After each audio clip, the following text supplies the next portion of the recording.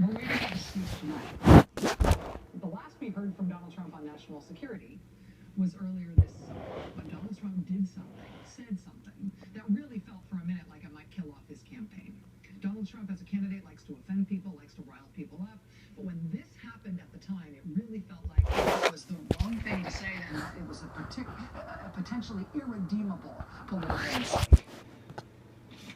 He insulted me, and he insulted everybody in that room. And I said, somebody should run against John McCain, who has been, in my opinion, not so hot. And I supported him. I supported him for president. I raised $1 million for him. It's a lot of money. I supported him. He lost. He let us down. But, he lost. So I never liked him as much after that, because I don't like losers. But, Frank, let me get to it. He hit me. He's a war hero. He's a war hero. He's a war hero because he was captured. I like people that weren't captured, okay? I hate to tell you. That was July 18th this year. Even for somebody as proudly offensive as Donald Trump, a comment like that about John McCain was trouble. All the other candidates in the race denounced him for saying it. The Republican Party denounced him for saying it. You could feel people recoil a little bit, even people who liked him otherwise. But if Donald Trump was going to survive that political misstep, he was going to need some backup. Probably it'd be good to have some backup specifically from veterans. And so he got one. He got Joel Ahrens, the guy from South Dakota who had moved on from almost getting his candidate put in jail for 20 years to his latest super PAC.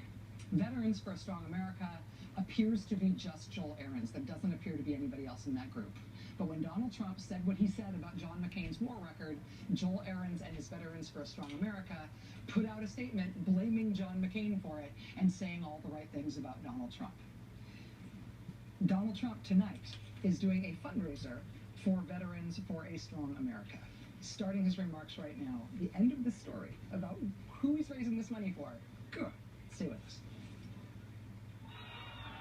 So I got here, and they asked a couple of days ago, would it be possible to come over and say a few words? An endorsement from your group with so many veterans, hundreds of thousands of veterans. I really appreciate that, Joe. I did not expect it. I didn't expect it. I didn't ask for it. I will say this. I am with the veterans 100%. They're our greatest people. They're being treated terribly. Not only the number of deaths, which are obviously, that's tantamount, that's what's going on is incredible. But as of 2 weeks ago on Wednesday, the vets had the longest wait in the history of the Veterans Administration. You go in and see a doctor, you wait for days, and it's not going to happen. Not going to happen. If I win, believe me, it's not going to happen. And one of the things I thought I'd do, and I'd stress so strongly, the veterans hospitals, obviously, they have problems. They're not properly run.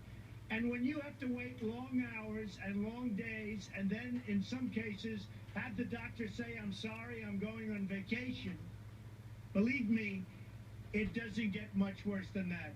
So we're going to create a whole new system. We're going to take the system apart, and if they're not doing the job, the veterans are going to go to private doctors, private hospitals, public hospitals, and we're going to reimburse those doctors and those hospitals, and you're going to get the greatest service of any veterans in any country because you deserve it. And that's going to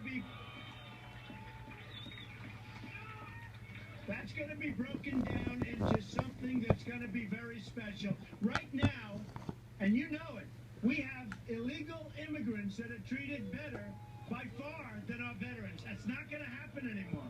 It's not going to happen. So, Joel, I just really appreciate it. So unexpected. To be here is an honor. They don't build ships like this anymore, folks, you know? We don't do them this way anymore. I actually said, what about recommissioning? Look at this thing. The largest guns in the world, most powerful guns. I learned a lot about the Iowa. By the way, Iowa is a great place for a lot of reasons. You know?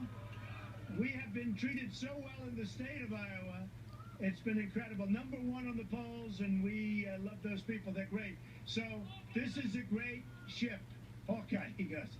This is a great ship, and that's a great state.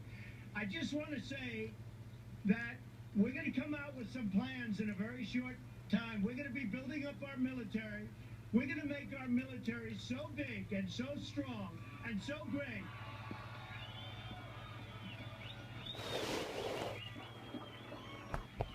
And it will be so powerful that I don't think we're ever going to have to use it. Nobody's going to mess with us.